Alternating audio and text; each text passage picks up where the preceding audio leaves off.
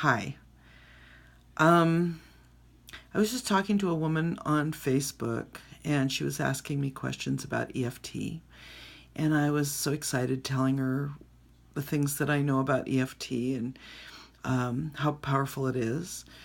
And she suffers from anxiety and stress and panic and phobias.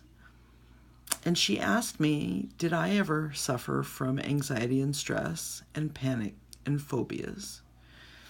And I had to think about it a minute. And so what I told her is that I didn't really call it those things, but I had a lot of things happen to me as a child that caused me to feel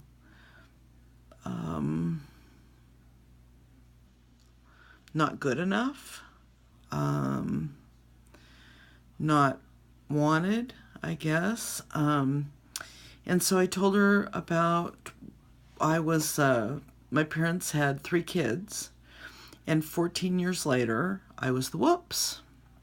And so they joked about it and said, "Oh, you're pregnant, right?" And my mom said, or my dad said, "You have the flu, right?" And my mom said, "No, I think I'm pregnant."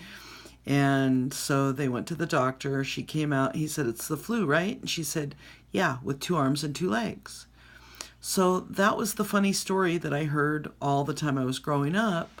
Only as a little girl, it didn't feel all that funny. It felt like I wasn't wanted. And so how EFT helped me with that a great deal is I was tapping with my friend who's an EFT practitioner because I wasn't able to get to those core issues by myself. And so I remember watching TV and whatnot where babies were born and everybody was so excited. Yay, there's a baby, happy baby, welcome baby. And I had that experience when my daughters were born, and I had that experience when my grandkids have been born. But I didn't remember, or I couldn't feel that feeling about welcome baby when I was born. And so during a tapping session, a very powerful one, I found myself back on the delivery table with my mom. And yeah, it can go that deep. And it felt very stark. The whole room, there was no doctors, there was no nurses, there was no conversation, there was nobody to have a conversation. It was just dead silent.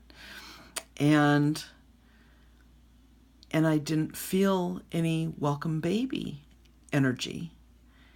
And then what I realized once the threat response was calmed down in my brain, I realized that in 1957, my mom was knocked out with ether to have me.